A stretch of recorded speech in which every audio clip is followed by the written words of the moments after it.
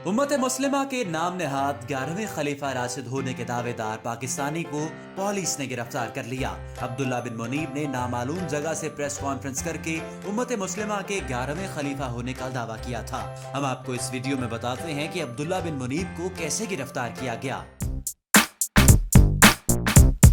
Social media पर viral video में उम्मत मुस्लिमा के नाम नहाद 11वें खलीफा राशिद होने के दावेदार पाकिस्तानी को पुलिस ने गिरफ्तार कर लिया है। तफसीलात के मुताबिक 2 रोज से सोशल मीडिया पर एक वीडियो वायरल हो रही है। इसमें मौजूद एक शख्स का कहना है कि वो इस्लाम का 11वां खलीफा है। वीडियो में मौजूद शख्स का कहना है कि मैं इमाम अब्दुल्ला बिन मुनीब उम्मत मुस्लिमा के 11वें खलीफा राशिद की हैसियत से अपनी खिलाफत के ज़हूर का ऐलान करता हूँ और मैं ये ऐलान अल्लाह और हजरत मोहम्मद सल्लल्लाहु अलैहि वसल्लम की शफ़क़त में कर रहा हूँ।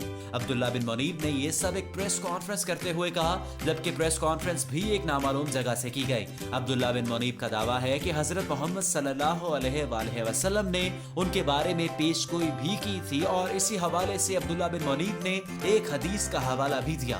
अब्दुल्ला बिन मुनीब का कहना है कि वो इमाम मेहदी की खिलाफत के भी अमीन है और अगर किसी ने गुस्ताखी की या मुझसे और मुझसे जुड़े उलमा की शान में गुस्ताखी की तो उम्मत मुस्लिमा का उन अफराद से बदला लेना फर्ज होगा।